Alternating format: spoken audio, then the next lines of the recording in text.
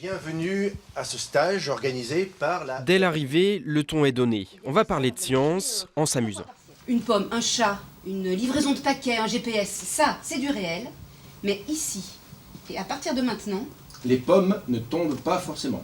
le petit chat est mort et pas. On ne comprend pas tout, mais c'est pas grave. Au planétarium de Vaux-en-Velin, ce sont des comédiens qui accueillent le public tout en humour.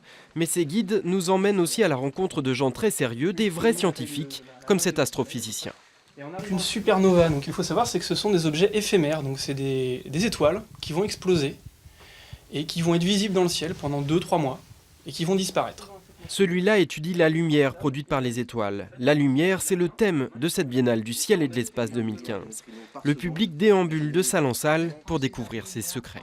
Je trouve ça rigolo de mélanger le sérieux avec l'humoristique, de passer de l'humour, de comédiens probablement, ou d'amateurs éclairés, à des gens qui s'y connaissent. Ça fait une dualité qui est assez sympathique à observer.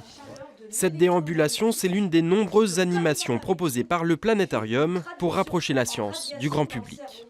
Ce qu'on voulait vraiment, c'est rapporter un petit peu d'humain dans la science. La science a l'air très désincarnée et elle est quand même faite par des hommes qui sont passionnés et qui sont passionnants. Et c'est un peu ce qu'on voulait montrer, c'est-à-dire faire rencontrer le public avec ces scientifiques et puis pouvoir discuter de leur vie, pas seulement de la science, mais des hommes qui font la science.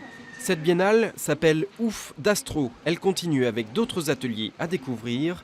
Ouf d'Astro, c'est jusqu'au 26 avril prochain.